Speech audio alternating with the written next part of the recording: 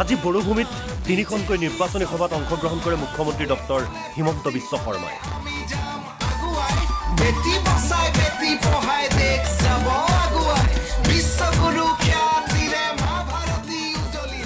প্ৰথমে তেওঁ চিৰাঙৰ কাজল গাঁৱৰ এংকৰবাৰীত অনুষ্ঠিত বিজয় সংকল্প সমাৱেশত উপস্থিত থাকে।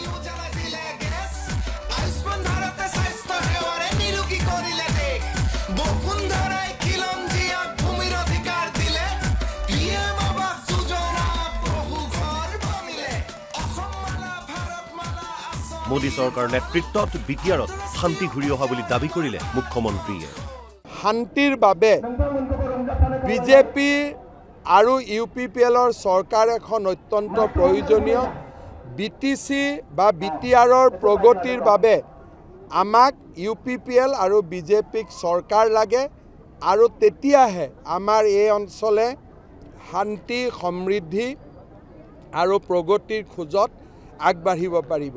মই ৰাইজক সেয়েহে আমাৰ উমৈহতীয়া প্ৰাৰ্থী জয়ন্ত বসুমতাৰী ডাঙৰীয়াক ট্ৰেক্টৰৰ ছবিত ভোট দিবলৈ আহ্বান জনাইছোঁ।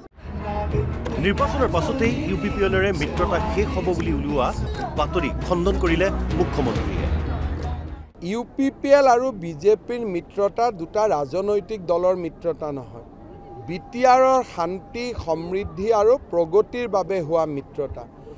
UPPL আৰু বিজেপিৰ যেতিয়াৰ পৰা চৰকাৰ হৈছে তেতিয়াৰ পৰা আমাৰ ৰাজ্যখনত বিশেষকৈ বিটিআৰত বোমা বিস্ফোৰণ নাই, গ্ৰেনেড ব্লাষ্ট নাই, গুলিয়াগুলি নাই, একো নাই।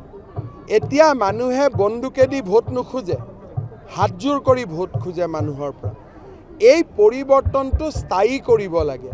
সেইকাৰণে এইটো ৰাজনৈতিক মিত্ৰতা নহয়, এইটো অসম আৰু বিটিআৰৰ বৃহত্তৰ স্বাৰ্থত হোৱা মিত্ৰতা। এবাৰ মোদী চৰকাৰ,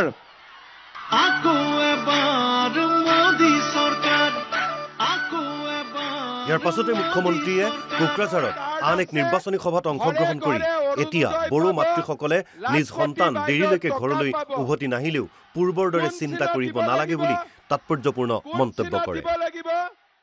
আজিৰ পৰা 10 বছৰ আগতে আমি এনেকে থাকিব পাৰিছিলো নেকি? আজিকালি বিটিআৰত বন্দুক চলে নেকি? আজিকালি বিটিআৰত বোমা চলে নেকি? আজিকালি বিটিআৰত গুলি চলে নেকি? একো নচলে, কাৰণ দিল্লীত মোদী আছে, দিছপুৰত মামা আছে আৰু কোকৰাঝাৰত প্ৰমোদ বড়ো আছে, হয় না নহয়? মুখ্যমন্ত্ৰীয়ে গোসাইগাঁৱত অন্তিমখন সভাত অংশগ্ৰহণ কৰে।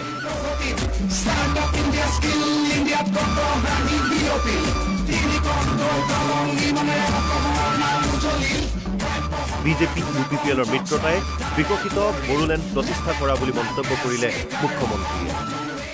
লোকসভা নিৰ্বাচনত জিকাৰ পিছত মিত্ৰতা আৰু শক্তিশালী হ'ব, ইজনে সিজনৰ ওচৰ চাপি যাব।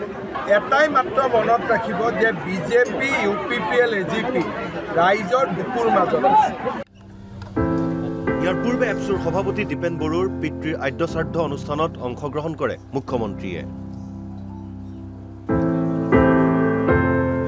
News desk report NB news.